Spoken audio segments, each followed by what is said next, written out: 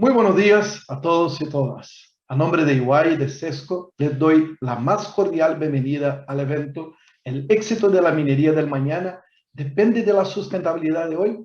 Mi nombre es Eduardo Valente, yo soy el socio líder de la consultoría en EY Chile y saludamos a nuestros espectadores quienes nos ven en vivo a través del sitio web envivo.eychile.cl, EMOL TV y también en la revista Nueva Minería y Energía. La sostenibilidad ambiental, la responsabilidad social y la licencia para operar ya no son los agregados secundarios para la minería, sino que una base para su estrategia de negocio en una nueva realidad en la que la sociedad demanda un crecimiento más equilibrado, saludable y responsable. Las expectativas del mercado también están cambiando en varias áreas, incluyendo la contribución a las comunidades locales, producción verde y protección de sitios históricos. Para una minería, tomar una actitud proactiva es clave, considerando la relación que existe entre la capacidad de acceder al capital y la licencia para operar y su impacto social y ambiental. La pregunta es, ¿cómo las empresas pasan de una declaración de principios a incorporar estos temas como parte integral de su quehacer diario? ¿Cuáles son los desafíos y los beneficios de este camino y qué prácticas han implementado para lograrlo? Estamos aquí precisamente para hablar de estos temas. Además, quisiera abordar brevemente los resultados de nuestro estudio anual, los 10 principales riesgos y oportunidades de minería y metales en 2022, que finalmente nos llevaron a dar el enfoque completo de este evento. Nuestro estudio, que hacemos a nivel global todos los años, ahorró que las oportunidades seguirán sobrepasando los riesgos en 2022, ya que la actual disrupción social se convierte en el caro motor de cambio de nuestra industria. Aunque se temía que la pandemia del COVID-19 pudiera frenar el progreso mundial en materia de medidas de sostenibilidad, lo cierto es que ha sucedido lo contrario. Los resultados de nuestra encuesta muestran claramente que la finalidad, el valor a largo plazo y la sostenibilidad ya no son complementos de la actividad habitual, sino que son la actividad habitual. Las influencias externas seguirán generando riesgos y oportunidades, ya que la presión de los stakeholders y del mercado de capitales sigue exigiendo responsabilidad a las mineras. No es de extrañar, pues, que los tres principales riesgos y oportunidades de este año para el sector de minería y metales están encabezados por estos tres temas. Primero, el medio ambiente y los asuntos sociales. Aunque actualmente muchas conversaciones en el mercado se centran en la transición energética y el camino hacia la descarbonización, el 25% de los encuestados considera que los asuntos medioambientales y sociales son el principal riesgo y la principal oportunidad de la industria minera. Aunque al principio nos sorprendió, creemos que es un indicio de que las empresas mineras y los stakeholders están ampliando sus perspectivas.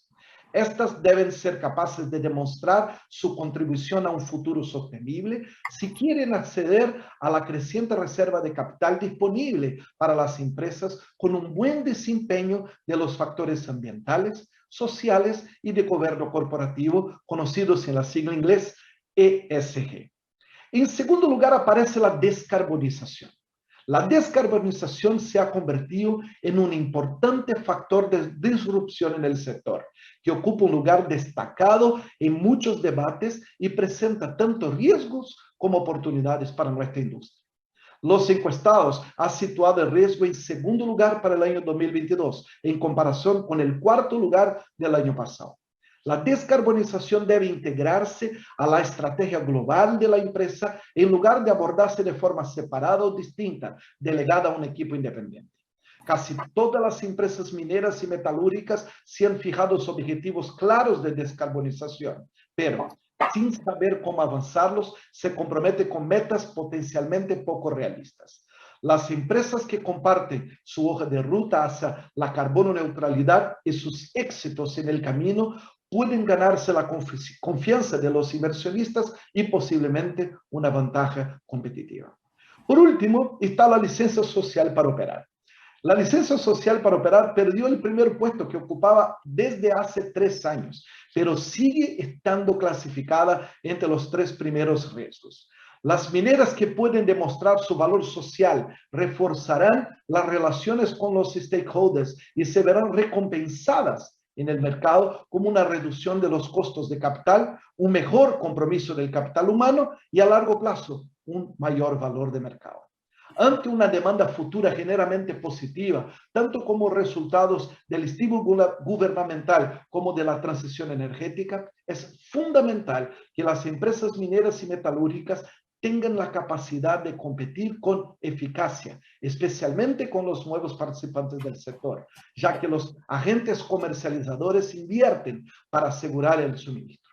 Esto implica considerar nuevos modelos de negocio, un fuerte enfoque en la planificación de escenarios y, a continuación, optimizar las carteras que permitan flexibilidad frente a los crecientes cambios. Luego de este resumen de los puntos destacados de nuestro estudio, que obviamente lo pueden después del evento descargar en nuestra página web, los quiero dejar con nuestra próxima presentación. También le quiero comentar que durante el evento se hablará inglés y español. Para elegir el idioma de su preferencia, debajo de su pantalla aparecerá el botón Interpretación, en la cual se puede escoger original para escuchar el audio original en el evento, inglés para escuchar todo el evento en inglés o español si prefiere escuchar todo el evento en español. Bueno, ahora le quiero presentar una invitada de lujo que tenemos hoy día y que nos acompaña desde Ginebra, Suiza, Michelle Burkhardt, directora ejecutiva de Copper Mark, quien será nuestra keynote speaker de hoy. Michelle cuenta con más de 10 años de experiencia trabajando en el diseño, la aplicación y la evaluación independiente de normas de sostenibilidad, asesorando a las empresas de todos los niveles de la cadena de suministro. Anteriormente, Michelle fue directora de innovaciones de Responsible Minerals Initiative y jefa de auditoría en RCS Global, entre otros cargos. Sus preguntas y comentarios los pueden hacer a través del número WhatsApp que aparece en la pantalla. Los consideraremos para contestarlos en la conversación que tendremos después de la presentación de Michelle con un panel de invitados también de lujo, donde estaremos conversando en más detalles sobre cada uno de los temas que presenté antes. Michelle, bienvenida. Por favor, adelante. Thank you so much, Eduardo. Muchísimas gracias, Eduardo, y muchas gracias a CESCO y a EY por invitarme hoy día, por esta discusión tan oportuna y tan interesante. ¿Por qué les hablo hoy día desde Suiza? Eduardo lo dejó muy claro en su introducción. El desempeño social y ambiental está en la esencia de las operaciones mineras hoy día. Mi organización, The Copper Mark, es un marco de aseguramiento. Promovemos las prácticas de producción seguras de cobre y demostrar la contribución de la industria a los objetivos de desarrollo sustentable de las Naciones Unidas. Vamos a comenzar con la pregunta. Si es claro, entonces, estos 3 riesgos y oportunidades sobre el desempeño ambiental, social, ¿por qué tenemos que seguir hablando de esto? Las demandas de cobre reproducido responsablemente nunca ha sido más alta. Los usuarios están preocupados con el establecimiento de credenciales verdes y responsables, quieren comprar de manera responsable. Los inversionistas siguen ampliando sus carteras de responsable y sostenible. La urgencia sobre el cambio climático domina la agenda y paralelamente el público en general y la juventud en el mundo está cada vez más sintonizada con el desarrollo sostenible y la producción responsable de energía. Esta demanda se nota, la industria del cobre particularmente, porque eso es lo que más conocemos en Copper Mark, responde a estas expectativas, revisa sus propias prácticas y fija objetivos para mejorar. Unos ejemplos, por ejemplo, 11 de los principales productores han fijado objetivos para ser carbono neutrales en 2050. Los miembros del Consejo se han comprometido a emisiones cero. Algunas de las productores más grandes del mundo en Chile están trabajando para reducir el uso de agua, comprometiéndose a reducir el consumo, a invertir en desalación, a aumentar la eficiencia en el uso del agua. Entonces, EY para 2022 confirma el reconocimiento que los temas ambientales y sociales son fundamentales para el negocio de hoy. Y aún así, 116 de 304 demandas de abuso de derechos humanos y que han identificado este año se relacionan con la producción de cobre. En Chile, se sugiere que el consumo de agua fresca continental en Chile podría aumentar en un 12% en 2029 cuando se compara con el consumo de 2018.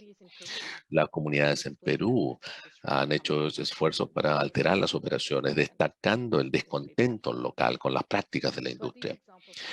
Estos ejemplos no se pueden generalizar en toda la industria, pero sigue habiendo una desconexión entre los titulares comunicados por las empresas y la percepción en torno a sus prácticas responsables. In other words, we En otras palabras, seguimos hablando entre nosotros en lugar de con nosotros. Y con demasiada frecuencia el discurso se concentra únicamente en los impactos negativos y únicamente en los impactos positivos en la industria. Y hay muy poco espacio para que se reúnan ambas partes en esta conversación. Creo que la legitimidad de la industria minera necesita cerrar esta brecha. ¿Pero cómo? Quiero ver tres elementos en particular que me parece que son clave para ayudarnos a cerrar esta brecha y hablar con nosotros en lugar de hacia nosotros. Lo primero es trabajar de manera responsable, preocuparnos de que eso sea parte integral de las operaciones hoy día, comunicar de manera transparente y, en tercer lugar, colaborar entre las industrias en toda la cadena de valor y dentro de las regiones de operación. Uno por uno. Las prácticas responsables. Esto se ha dicho antes. Considera la sustentabilidad que no se puede ver únicamente como un riesgo. No es una mirada hacia el interior, un riesgo de la empresa para su desempeño financiero, valor de los accionistas. Las empresas tienen que mirar hacia afuera para entender sus impactos en las personas y en el medio ambiente. La creación de una minera en el futuro implica valor, no solo volumen. Cuando decimos valor, ¿a qué nos referimos con valor? Significa que entender que es necesario evitar y mitigar los impactos negativos de las actividades de la empresa y promover las contribuciones positivas para las personas, la economía, para los ecosistemas. Una empresa con la que trabajamos utiliza el término incesante respecto de su estrategia de sostenibilidad, lo que me parece una muy buena manera de considerar la sostenibilidad. No es algo que se pueda hacer una vez, que se vea en el trabajo de la estrategia o un objetivo y luego seguir con otra cosa. No, es un esfuerzo incesante que requiere un cambio en la mentalidad, requiere convencimiento y compromiso a todos los niveles de la organización, desde arriba, y la voluntad de garantizar las prácticas responsables se implementan en todos los procesos. Entonces, la producción sostenible, la responsabilidad la responsable, tiene que ser parte del modelo. El riesgo no se puede considerar en forma aislada, tiene que considerarse en los distintos tipos de riesgo y en las regiones de producción. Por ejemplo, el no adoptar acciones urgentes para la mitigación climática se puede traducir en conflictos con las comunidades locales respecto de las culturas tradicionales. Una focalización muy estrecha en el due diligence sería insuficiente para satisfacer las expectativas crecientes del mercado de la adquisición responsable de materias primas o la descarbonización. Entonces, la parte más importante, por supuesto, es hacer el trabajo para que las empresas, de hecho, implementen prácticas responsables. Y otro elemento muy importante es la comunicación de estas prácticas. Eso es igualmente importante para preocuparnos de que podamos cerrar esta brecha entre hablarnos entre nosotros o hablarnos a nosotros. La misma brecha aparece en la comunicación. Normalmente vemos informes de las empresas que se focalizan en objetivos ambiciosos, focalizados en historias de éxitos, en logros, pero por otra parte, los medios y los informes hablan de lo malo, las preocupaciones de las prácticas de las empresas. Paralelamente, y amplificando la complejidad de los distintos grupos de interés involucrados en la discusión, los clientes y los inversionistas buscan datos para informar sus adquisiciones y sus decisiones de inversión. Hay una escasez de información, pero paralelamente toda esta información que está en el espacio público no ayuda a la confianza, a la comprensión entre la industria y los distintos grupos de interés. Por lo tanto, necesitamos entender mejor qué son los datos que andan buscando los grupos de interés, cómo se validan los datos o se verifican, cómo sabemos que es creíble, cómo sabemos que se percibe y se reconoce como algo creíble, cómo se disponibilizan los datos, cómo se hacen accesibles, especialmente para los grupos de interés locales, las comunidades, con barreras de lenguaje o otras barreras de acceso, y cómo superamos esto de hablarnos hacia nosotros, sino entre nosotros. ¿Cómo creamos una conversación que no es solo publicar información y que está ahí en el espacio público, sino crear la retroalimentación sobre escuchar, escuchar, responder?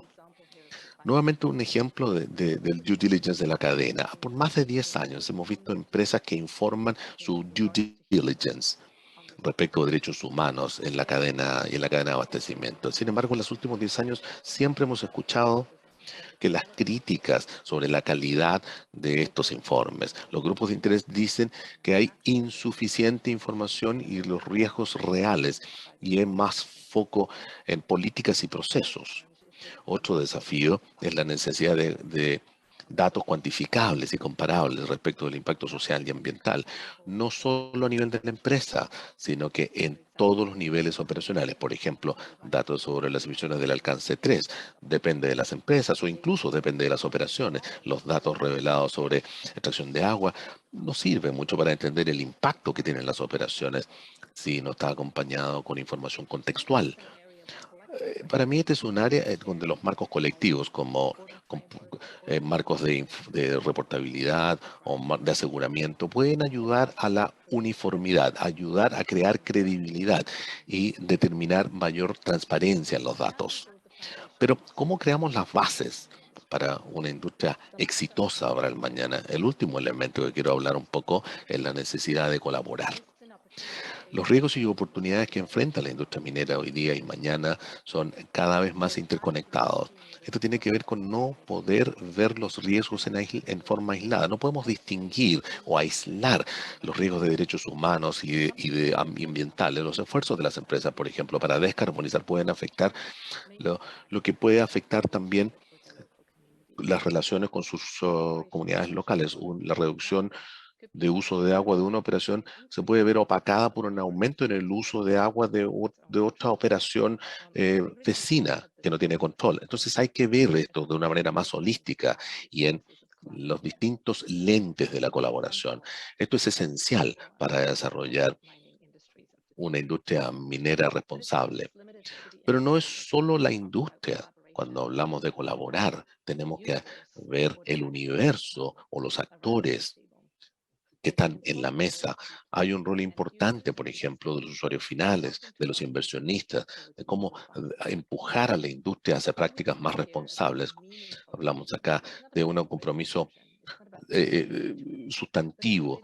Es permitir que los clientes, que los inversionistas tomen decisiones responsables, preocupándose de tener acceso a los datos que necesitan para hacerlo, pero también estar dispuestos a trabajar en conjunto para fortalecer y alinear los procesos de adquisición responsable, preocupándose compromisos de, antes que nada, preocupándose de que haya espacio para que haya una conversación, para tener una mejor comprensión del contexto en el que operan las empresas y los esfuerzos que realizan. Para los inversionistas también, una expansión de los procesos de due diligence puede ayudar a desarrollar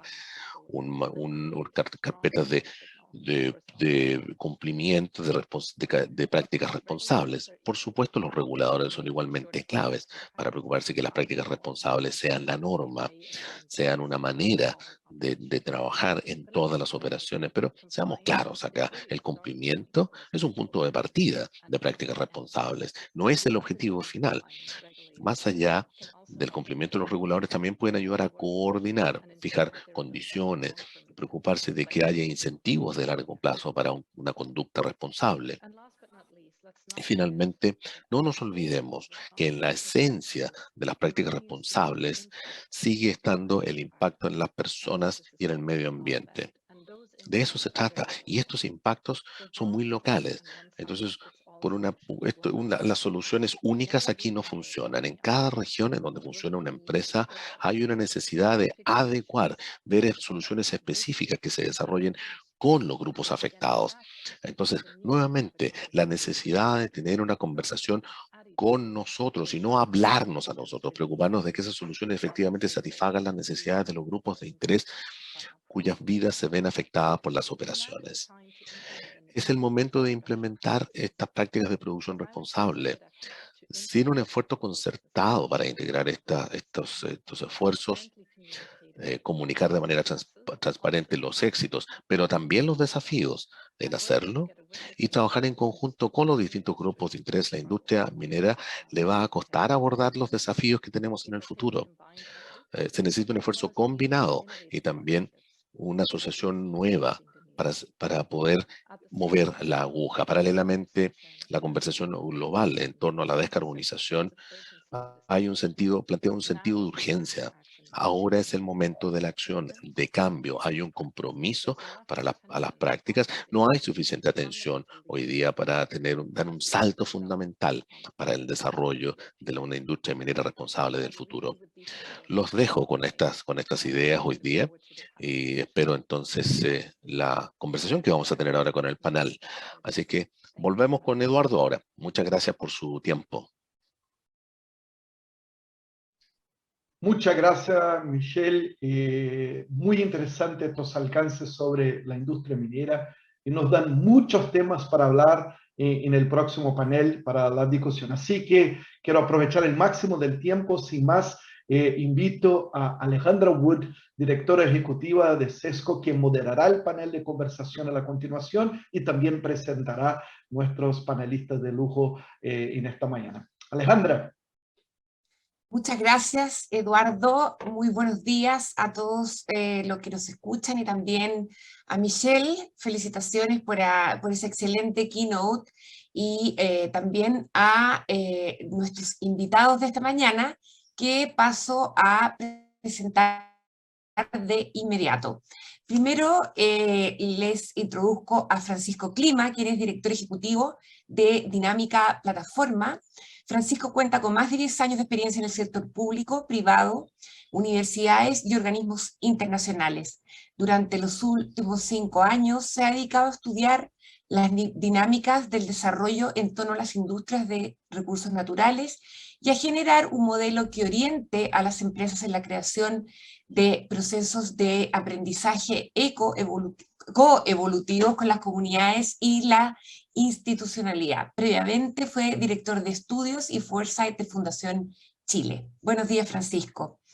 Eliane Almeida es socia de sustentabilidad y cambio climático de EY, cuenta con 20 años de experiencia, está a cargo del desarrollar estrategias de integración de los componentes ESG de las compañías, culminando en los informes no financieros y de cumplimiento. Fue líder del estudio Visión y Acción Climática del Mundo Empresarial para Chile, que define la ruta del país hacia la carbono neutralidad al 2050, y lideró la traducción del marco TCFD al español, que se lanzó justo con Bloomberg en la COP25 en Madrid. El ANE y su equipo son los únicos verificadores de The Copper Mark acreditados en Chile. Es profesora del Diplomado de Cambio Climático de la Universidad de Chile y economista con un diplomado en Gobierno Corporativo. Ahora también les introduzco a René Aguilar, vicepresidente de Asuntos Corporativos y Sustentabilidad de Antofagasta Minerals. Cuenta con una amplia experiencia en riesgos, seguridad y asuntos corporativos, sustentabilidad y recursos humanos. Realizó parte relevante de su carrera en Codelco, donde llegó a ser vicepresidente. También fue vicepresidente de Seguridad con responsabilidad global en Anglo American, basado en Londres. Fue además el primer latinoamericano nombrado como director del International Council of Mining and Metals, ICMM, también con base en Londres. Les recuerdo que podrán realizar preguntas a nuestros panelistas al teléfono que aparece en pantalla y que también podrán hacer preguntas a Michelle Brulhart, quien nos acompañará hacia el final en la sección de preguntas y respuestas. Bueno, sin más, vamos a iniciar en la conversación con una pregunta que tengo para todos nuestros panelistas. Vemos una fuerte alza en la importancia que las empresas otorgan a los riesgos medioambientales y sociales. Según la opinión de ustedes, ¿qué temas particularmente dentro de este ámbito consideran que serán clave para las compañías mineras en los próximos años? Me gustaría partir por René. Gracias, Alejandra. Muy buenos días y muchas gracias a EY por este seminario que ciertamente es muy interesante en cuanto al tema que vamos a tratar y como indica el estudio, digamos, cómo han ido aumentando las preocupaciones, los riesgos y yo diría las oportunidades más bien, para un desarrollo sustentable en la industria minera. Respecto de las principales, digamos, temas que estamos viendo, yo me gustaría partir con lo que nos comentó el CEO de BlackRock a comienzos de este año, Larry Fink. Él todos los años envía una carta a todos los CEOs de las empresas en las cuales BlackRock, digamos, posee inversión relevante. Y lo está haciendo ya hace varios años. Y uno ha ido viendo en esas cartas cómo ha ido evolucionando la inquietud, los requerimientos, los intereses de los inversionistas respecto de las compañías en las cuales allanan sus recursos. Y este año en particular colocó un foco muy importante en cambio climático y muy particularmente cómo las empresas generan compromisos reales y concretos en esta materia. Yo creo que fue una invitación a, como dice él, caminar, digamos, nuestro discurso, a demostrar que efectivamente en concreto estamos atendiendo a lo que son los requerimientos de la sociedad civil, de los inversionistas, de las comunidades y los territorios. Él da datos bien duros, fíjate, Alejandra. Él mencionaba que el año anterior, en este caso el 19, respecto al 20 se había producido un aumento de como del 96% en inversión, digamos, en assets sustentables. Estamos hablando para el caso del 2020 de más o menos de 288 billones de dólares que fueron a proyectos sustentables y en los cuales invirtieron fondos mutuos particularmente. Ahora, ¿qué es lo que estamos viendo nosotros como áreas principales? Y recojo lo que decía Michelle en su presentación. Yo creo que el concepto de minería verde que a veces ocupamos acá en Chile se queda corto, fíjate, con lo que estamos escuchando, con lo que estamos viendo y que creemos que tiene que ser nuestro foco hacia el futuro. Cuando tú tratas de explicar las megacategorías, lo que estamos viendo son cuestionamientos y preguntas importantes respecto a la gobernanza, es decir, cuáles son las políticas, directrices que tenemos, oversight de los directorios, del top management de las compañías respecto a lo que estamos implementando. Tema de trabajo y condiciones laborales también muy importante para trabajadores propios, trabajadores contratistas, las comunidades en particular, qué tanto trabajo, cómo las comunidades se ven favorecidas o desfavorecidas por la presencia de una compañía en esos territorios. Medio ambiente, qué duda cabe, yo te diría que los dos principales temas son cambio climático y también economía circular. Yo creo que economía circular es un tema que va a seguir entrando fuertemente. Hoy día estamos mucho hablando de cambio climático, pero economía circular, a mi modo de ver, es el desafío inmediato que viene, sino paralelo a cambio climático. Y también dos temas más, aprovisionamiento responsable. Muy importante cómo estamos comprometidos con una cadena de suministro sustentable en nuestras operaciones. Y finalmente derechos humanos, que derechos humanos puede verse como una categoría en sí mismo o también como una categoría que es parte, digamos, de las otras que he mencionado. Así que ahí diría yo que han estado, Alejandra, los énfasis que están colocando los inversionistas en la comunidad nacional e internacional también actualmente. Muchas gracias, René. Francisco, ¿cuál es tu opinión? ¿Cuáles son los temas particulares que están considerando o que las mineras consideran que son claves para los próximos años en este ámbito?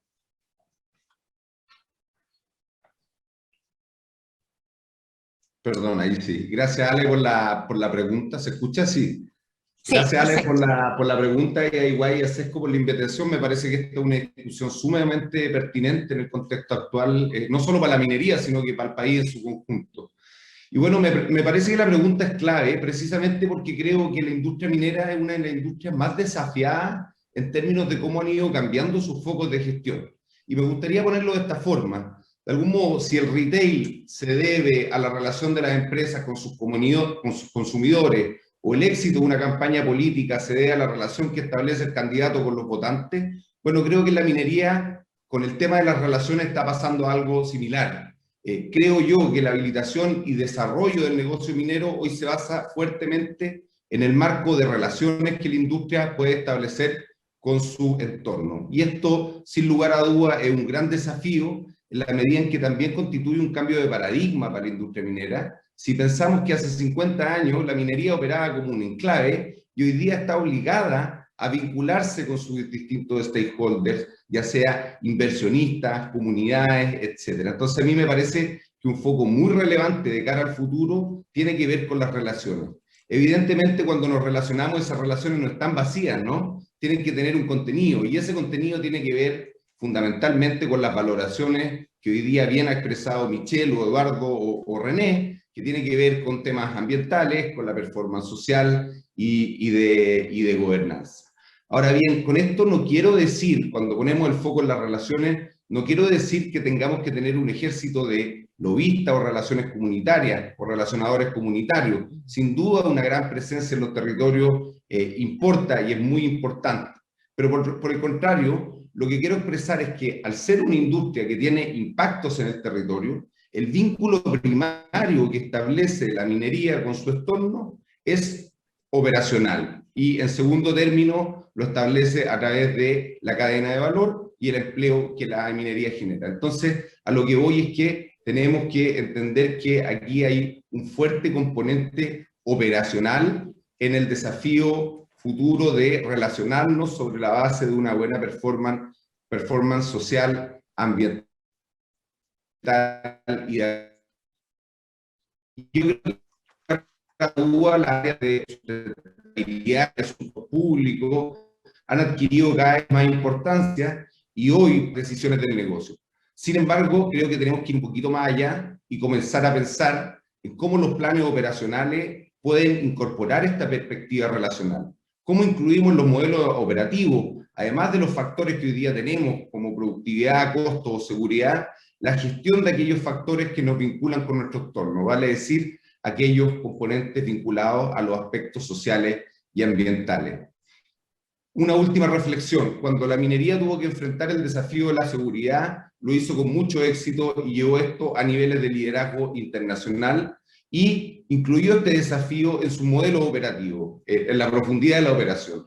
Entonces, a mí me surge la pregunta, bueno, si hace varios años venimos levantando este tema, y así lo ha demostrado EY y SESCO en sus últimos 4 o 5 informes, ¿cómo hacemos entonces para asumir este desafío también desde la operación? ¿Cómo hacemos para que los ámbitos sociales y ambientales sean factores de decisión en la gestión operacional? Me parece que cuando seamos capaces de abordar ese desafío con profundidad, la industria va a poder pegarse un salto en estos términos. Gracias, Francisco. Interesante reflexión. Y finalmente, Elane, ¿cuál es tu opinión sobre cuáles van a ser los temas que serán claves para la gestión de las compañías mineras en los próximos años? Gracias, Ale. Bueno, ser la última a hablar me pone en una posición donde no puedo repetir lo que ya se ha dicho, así que me gustaría profundizar un poquito un tema que es fundamental, que se ha destacado en el estudio y que quizás, no sé si las compañías mineras lo entienden de manera profunda, que es la descarbonización. Sí, sabemos es un gran desafío porque requiere planificación a largo plazo, pero esta planificación requiere identificación de nuevas tecnologías que aún no están completamente desarrolladas y no están disponibles en escala comercial, especialmente por los costos que involucran. Y cuando estén, ¿a quién los proveedores van a priorizar? Vamos a estar en una fila, un backlog de pedidos por nuevos equipos, nuevos vehículos, máquinas, y hasta allá seguiremos emitiendo. Descarbonizar significa cambiar la matriz energética, pero esto va más allá de moverse a contratos de suministro con fuentes renovables. Eso es lo más fácil. Este cambio de equipo, de proceso, el reemplazo de la flota por vehículos eléctricos, es lo que va a demandar más tiempo, más esfuerzo. Así que la electromovilidad es una otra iniciativa clave. Y por ahora, una vez más, los proveedores no disponen de los vehículos y no sabemos cuándo todo esto estará disponible. Reducir las emisiones también, en la reducción de emisiones también tenemos que considerar las emisiones de alcance 3. Y ahí estamos hablando de otro tremendo esfuerzo junto a los proveedores de la industria, sea por la logística de entrega de insumos, sea por la parte de la distribución. Algunas mineras ya empiezan a considerar el factor emisiones en sus procesos de contratación. o sea como factor de calificación o de puntaje en las licitaciones. Pero eso aún no es la norma. Y hablando sobre calificarse, y ahí me gustaría retomar un punto que Francisco destacó y que René también mencionó sobre trabajar con las comunidades, las cadenas de logística, etc. Hoy en día muchas compañías tienen compromisos con pymes. ¿Estamos trabajando efectivamente con estos proveedores para prepararlos para lo que viene? ¿Ellos saben efectivamente cómo sus emisiones nos impactan la minería? Porque el alcance 3 también es nuestro.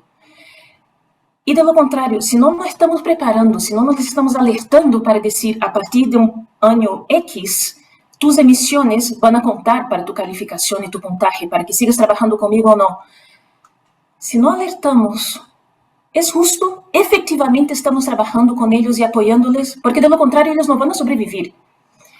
Y a partir de ahí yo hago el vínculo con el social. El impacto social de la minería no es ignorado por nadie, pero a través de los diversos proyectos que venimos ejecutando, hemos conocido planes, iniciativas, plataformas de relacionamiento comunitario que parecen estupendos en el papel. Y de verdad yo diría que muchos de ellos fueron diseñados con un objetivo genuino de fomentar el desarrollo de las comunidades, de verdad. Pero lo que pasa es que las inversiones comunitarias son esto, son inversiones. Y esas inversiones pueden cambiar y verse impactadas por un contexto político que va a cambiar las demandas de una municipalidad, por un contexto de crisis climáticas que va a demandar cada vez más inversiones en soluciones de descarbonización, en cambio de proceso, de máquina, de vehículo. Un contexto regulatorio más estricto. Presiones que son casi contradictorias, porque los inversionistas, por un lado, quieren ver una estrategia climática en el largo plazo. Por el otro lado, quieren resultados en el inmediato, en el corto plazo. Así que Francisco habló sobre la componente operacional, yo añadiría la alocación de capital como un cuarto factor. Y ahí yo me pregunto, ya hablamos sobre la E, la S, la G. ¿Cómo anda la G? Considerando todo esto que René, que Michelle, que Francisco comentó, todos estos riesgos que estamos acá haciendo un inventario, la G efectivamente se está dando cuenta que tener un plan y una meta al 2050 quizás va a posponer las acciones, las decisiones, la alocación de capital que tiene que ser inmediata. Yo de verdad no sé si ellos tienen conciencia de lo profundo y de lo radical que esas transformaciones son. Gracias, Elane. La verdad es que es una muy profunda reflexión, puesto que estamos ante una transformación global, sin duda, en donde veo muchas sombras y muchas veces al sector privado bastante solo y con pocas señales por parte también de los gobiernos a nivel global en todo lo que es esta transición.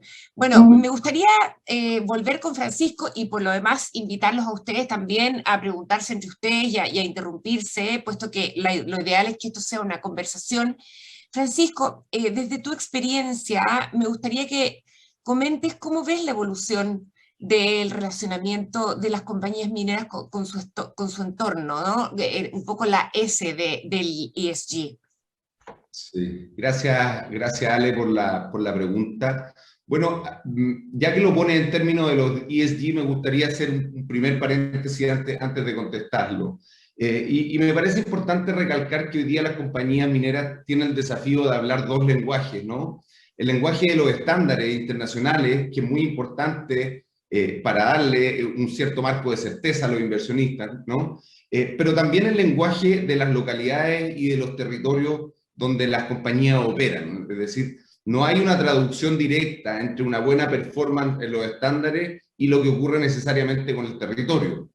Quiero decir con esto que los estándares no sirven en absoluto. Tampoco quiero decir que las compañías no reportan lo que en realidad pasa, sino que aquí el problema tiene que ver con las mismas características de la minería, en donde opera en territorios que son muy específicos. Por lo tanto, ahí yo creo que tenemos varios desafíos. Por un lado, cómo los estándares internacionales comienzan a recoger mejor las especificidades locales, pero también nunca olvidarnos, desde el punto de vista de las compañías, de que la reportabilidad es extremadamente importante, pero aún más importante es la gestión de los territorios. Ese es el lugar y el foco, creo yo, en donde tenemos que hacer la pega.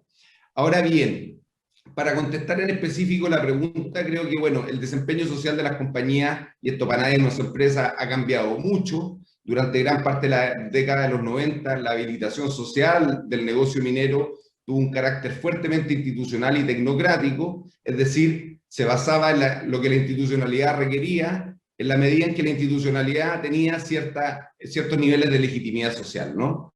Y lo que vemos es que a partir del 2000, 2005, esta institucionalidad ambiental comienza a perder legitimidad en la población, y junto con esta pérdida de legitimidad comienzan a emerger distintos conflictos socioambientales que ponen a los territorios o que hacen visible a los territorios que conviven con la minería en el escenario público. Entonces, durante algunos años, creo yo, no por maldad, sino que creo que se enfrentaban a un escenario nuevo. Las mineras imprimieron, creo yo, un carácter bien transaccional en sus relaciones con las comunidades, y varios de ustedes podrán estar de acuerdo conmigo que hoy estamos pagando parte de los costos de esa transaccionalización de las relaciones ocurridas durante ese año. Bueno, desde entonces creo que las compañías han tenido un foco muy fuerte en la gestión de los conflictos y la controversia, lo cual está muy bien en el fondo, porque cada vez hemos tenido más conflictos y controversia. Sin embargo, me gustaría referirme un poquito a las propias especificidades de la industria para ejemplificar cómo tenemos que ir un poco más allá de la gestión de conflictos y controversias. La industria minera, nunca nos olvidemos, es una industria de recursos naturales, y como tal tiene ciertas características. Lo primero es localidad específica. No es lo mismo operar en el Choapa, ¿cierto?, operar en el Huasco, en Copiapó o en Antofagasta. Son procesos distintos, y probablemente los procesos operacionales se tienen que adaptar a esas especificidades territoriales. Eso es lo primero. Pero lo segundo es que cuando explotamos un recurso natural, el recurso natural de alguna manera es un blanco móvil. Y voy a poner un ejemplo. No es lo mismo explotar una mina nueva que una mina vieja en términos de los impactos. Me refiero particularmente, por ejemplo, al consumo del recurso hídrico, de la energía, la gestión de los relaves, del material particulado, etc. Con esto, lo que quiero decir es que la minería, dada una parte intrínseca de la esencia de la minería, tiene que ver con que los impactos sociales y ambientales de la industria siempre van a estar cambiando, porque estamos explotando recursos naturales. Y eso siempre va a generar nuevos niveles de incertidumbre ecológico y social en las comunidades. Luego las comunidades también van cambiando, y van surgiendo nuevas expectativas, nuevas identidades, y entre todo este cambio surge la controversia, resolviendo siempre controversia y conflicto, o avanzamos hacia un modelo que nos permita entender la relación con las comunidades y como la institucionalidad como un proceso de aprendizaje, porque la minería no es estática, y tenemos que ir aprendiendo de la evolución del plan minero, en el fondo, y la evolución de las comunidades, y cómo la institucionalidad también se va adaptando. Por eso nosotros hablamos de aprendizaje coevolutivo, porque aquí no se trata solamente de que la comunidad o la institucionalidad aprenda. Las empresas también tienen que aprender de las comunidades, de las especificidades de los territorios y también las dinámicas propias de las instituciones locales. Me parece que el desafío futuro en términos de la gestión social de las compañías no solo está en gestionar conflictos o controversias, sino que empezar a construir relaciones basadas en el aprendizaje y el reconocimiento mutuo. Gracias, Francisco. Me gustaría ahora pasar a René, justamente a propósito de lo que tú mencionas, en el sentido de que las operaciones son territorio específicas y digamos, el explotar un recurso natural, en el fondo, significa un blanco móvil, y por lo tanto esta gestión está en constante evolución. René, me gustaría, en el fondo, desde ese punto de vista, conocer tu opinión sobre cómo enfrentan este complejo desafío en los territorios, en la práctica. Ok, interesante. Mira, en la práctica hay tanta variedad como activos mineros existen, territorios, comunidades, intereses, agendas, digamos, que viene, digamos, enriquecedor para todos nosotros. Te lo explico de la siguiente manera. Nosotros hemos visto una evolución en el engagement de la industria minera en Chile, con los territorios, con las discusiones locales y públicas que se dan, en la medida también en que la minería ha comenzado, como decía Francisco, a trabajar en territorios donde antes no trabajaba. Y te lo digo por qué, porque antiguamente la minería era bien del tipo enclave. ¿Ah? Oye, tanto en el norte como en la zona central. En el norte, cuando tú partiste con los grandes yacimientos, por ejemplo, en Chuquicamata, digamos, o Salvador en su minuto, por parte, digamos, de inversión extranjera y después Codelco posteriormente, literalmente las minas estaban en medio de la nada. ¿Ah? Y se generaron comunidades, pero de la misma empresa, digamos, para autoproveerse de todo lo que necesitaban, de educación, de salud, entretenimiento, etc. Ocurrió en Chuquicamata con su campamento, ocurrió en el Teniente con lo que fue el campamento Sue, pero posteriormente esos mismos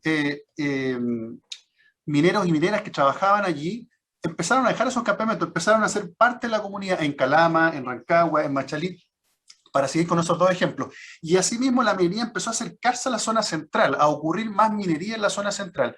Y en la zona central, por una razón geográfica lógica en nuestro país, nosotros tenemos muchas más personas, muchas más comunidades, muchas más oportunidades de interacción. Y efectivamente, como decía Francisco, la minería es intensa, digamos, en respecto del footprint que tiene, por el tema logístico, por el tema de la operación, etc. Y por lo tanto yo creo que el gran desafío ha sido entender que somos parte de esas comunidades. ¿Ya? O sea, que estamos allí con la comunidad. Y por lo tanto, el principal desafío, creo yo, que radica en generar diálogos, diálogos constructivos, diálogos de mirada larga, diálogos de apoyo mutuo.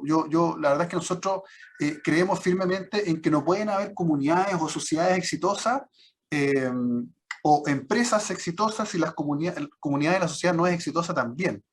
Entonces, el desafío es cómo generar esas conversaciones significativas. Nosotros tenemos y trabajamos con la metodología de diálogo multiactor, porque lo que buscamos es efectivamente generar que diferentes personas, ¿ya?, de diferentes miradas, de diferentes orígenes, puedan proponer su mirada, su horizonte y su visión respecto a lo que es el desarrollo de un territorio en particular. Y nosotros como minería ser parte de ese desafío, como un actor más y ayudar en todo lo que sea posible. Pero yo creo que pasaron los tiempos, digamos, antiguos, en donde esto se leía, ya parece como extraño, pero no hace muchos años ocurría como a filantropía en sus inicios, después se habló de responsabilidad social empresarial, etc. Yo creo que eso está más que superado. Yo creo que las empresas somos partícipes directos de lo que pasa en el desarrollo de las comunidades donde habitamos, y para eso hay que despercudirse algunas ideas preconcebidas también. Yo siento que en esto, y se dijo anteriormente, la minería es como una punta de lanza en lo que viene a continuación. Yo esperaría que lo que ocurre en la minería respecto de su participación, de esta demanda por mayor, digamos, entrega de beneficios, ser un actor más relevante en las comunidades, no ocurra solo con la minería, y ocurra con todos los sectores productivos en Chile. Me imagino el sector del retail, el sector financiero, en algún tiempo más. ¿Por qué esas discusiones no se dan tanto en esos sectores hoy día? ¿Por qué se da más en la minería? Es cierto, tiene, como dijo, un footprint mayor, pero yo creo que el ethos que está detrás de eso, que es el propósito que tienen las empresas en la sociedad, tiene que ser discutido ampliamente. Y muchas veces uno escuchaba a muchos escudándose diciendo, no es el rol de la empresa meterse en eso es el rol únicamente del Estado. Nosotros tenemos una posición distinta, nosotros creemos que es un rol compartido. El Estado tiene que jugar su parte, y las empresas también tenemos que jugar nuestra parte, y la sociedad organizada también tiene que jugar su parte, y las ONGs también tienen que jugar su parte, pero generar diálogo, diálogo constructivo y de mirada larga. Yo creo que si nos ponemos en esa órbita y trabajamos coordinadamente, yo creo que podemos tener grandes beneficios de la presencia, en este caso, de la industria minera en esos territorios donde habita, en comunidad con los que habitan esos territorios también. Gracias, René. Elane, me gustaría volver contigo a algo que mencionó Michelle y que mencionó Francisco también, y que tiene que ver con la importancia de la transparencia y hacer visibles las estrategias de las empresas en los ámbitos de ESG, la importancia que tienen los reportes no financieros, o que estos reportes son claves, ¿no? El lenguaje un poco de los estándares y la reportabilidad, versus el lenguaje de lo local, ¿ya?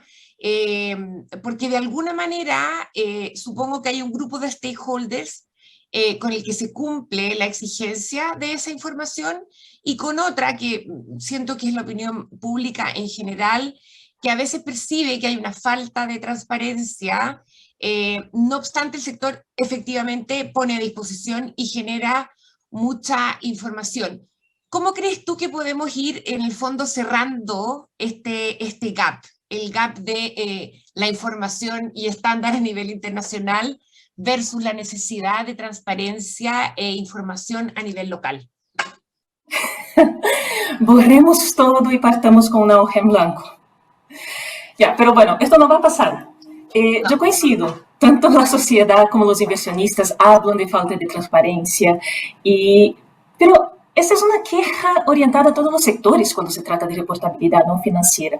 Quizás en Chile se destaca por la relevancia que tiene la minería, pero es una queja y una demanda transversal. Pero yo creo que acá existen algunos desafíos fundamentales. Y hablando primero de lo local, en Chile no tenemos ninguna obligación de reportar. Las normas de carácter general de la CMF, que recién fueron actualizadas para consolidar los temas de gobierno corporativo y sostenibilidad bajo el nuevo texto de la 461, es lo que tenemos a nivel nacional, no son vinculantes.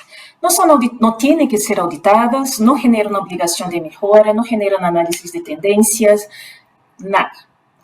Y como expatriada en Chile, yo he aprendido que Chile es un país marcadamente orientado al cumplimiento. Así que si algo no es mandatorio, no genera sanción, multa, pérdida de la licencia, pierde la prioridad en la lista. En segundo lugar, el desafío de la reportabilidad tiene que ver con la variedad de marcos que existen a nivel global.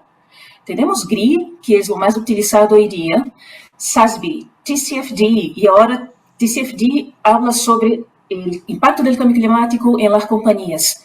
TCFD tiene un hermano más joven que se ha lanzado en junio, que es el TNFD, que habla sobre el impacto de las compañías en la naturaleza. Reporte integrado, los indicadores propuestos por el Foro Económico Mundial, por el London Metals Exchange, por Copper Mark, por ICMM, por la OECD. Para los que están transaccionando en Londres viene el UK Corporate Reform, que también va a incluir indicadores de sostenibilidad. Hablando sobre la bolsa, tenemos Dow Jones Sustainability Index, tenemos Dow Jones ESG, Sustainalytics, Vigeo Eiris. Son tantos que se sobreponen, se complementan, tienen distintos niveles de exigencia, niveles distintos de calidad también, y es imposible comparar manzanas con manzanas. La buena noticia para mí, que trabajo con reportabilidad, es que ahora en el marco de la COP, la Fundación IFRS anunció la creación de un nuevo Consejo de Normas Internacionales de Sostenibilidad y la consolidación de lo que ve el CDSB, el Climate Disclosure Standards Board, con el Value Reporting Foundation. Así que la idea es consolidar bajo los reportes financieros la información no financiera, de sostenibilidad. Y ya han publicado los prototipos, los borradores de qué sería este marco. Y yo creo que ahí, esté la mejor solución. Casi como, no necesariamente borrando lo que existe, pero partiendo de una hoja en blanco, es lo mejor que podemos tener en el corto plazo, una consolidación entre los reportes financieros y los requisitos de información ESG bajo un solo estándar diseñado por instituciones reconocidas y que sean mandatorios y auditados. Esto es súper importante. Y ahí viene el tercer gran desafío y creo que el último en mi lista, que es la transparencia, como todos venimos comentando. Michelle, tú comentaste en tu pregunta. Nosotros hablamos de desalinización, y Michelle comentó que al mismo tiempo estamos anticipando un incremento en el consumo de agua continental. Reportamos que tenemos canales para capturar denuncias en las compañías, pero recién yo estaba leyendo un posting en LinkedIn de una supervisora en las faenas sobre maltrato. Y en 5 días, este posting tuvo más de 300.000 visualizaciones, más de 5.000 reacciones, ya van con más de 450 comentarios sobre comportamientos idénticos. Entonces, de verdad, ¿qué estamos reportando? ¿Qué datos estamos capturando? ¿Qué hacemos con estos datos? Estamos reportando una visión colorida, linda de todo lo que hacemos, pero internamente estamos cuidando efectivamente de nuestras operaciones, de nuestra gente, más allá de lo social, estamos cuidando del individuo.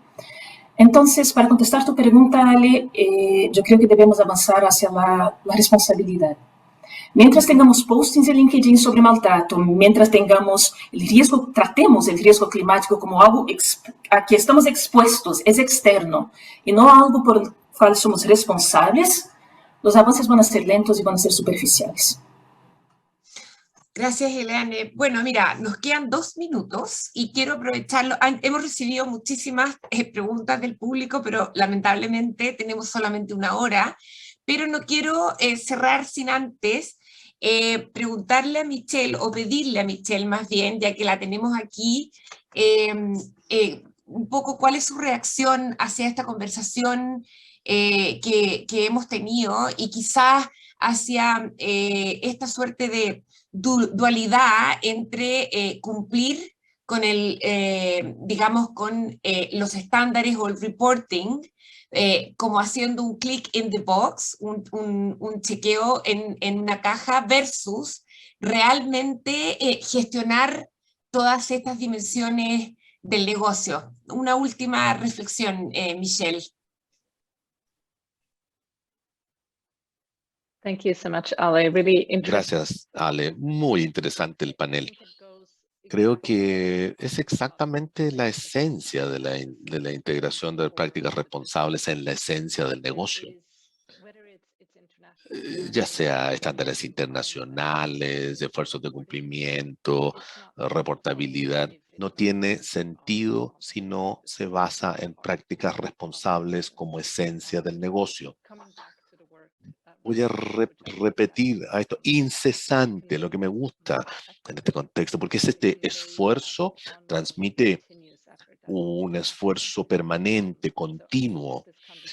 Esta conversación para mí destaca claramente nuevamente que si la base no está, si no tenemos este esfuerzo sostenido, las decisiones que se toman en el negocio tienen que relacionarse, tienen que reflejar una conducta responsable. Si no podemos informar de manera significativa, no vamos a poder mantener ese acceso al capital, ese acceso a los mercados, mantener esa licencia social para operar. Todo lo demás se origina de la integración de las prácticas responsables en la esencia del modelo de negocio. Y también quiero agradecer a René, Francisco, a Eliane por su participación, por haberse preparado para esta conversación y compartir sus perspectivas. Y bueno, a todos ustedes también por sus comentarios, por sus preguntas. Lamentablemente se acabó el tiempo. Y Eduardo, te invito a dar unas palabras de cierre. Muchas gracias y buenos días. Muchas gracias, Alejandra. Muchas gracias. René, Francisco, Eliane, ¿no? De verdad, un tremendo evento, ¿no? No me queda más que agradecer a todos por su participación y claramente la sostenibilidad en la industria minera es un tema súper clave, sobre todo en un país como el nuestro, Chile. Bueno, esperamos que nos sigan acompañando en futuras iniciativas como esta, ¿no? Hasta la próxima, muchas gracias, nos vemos pronto. Chao.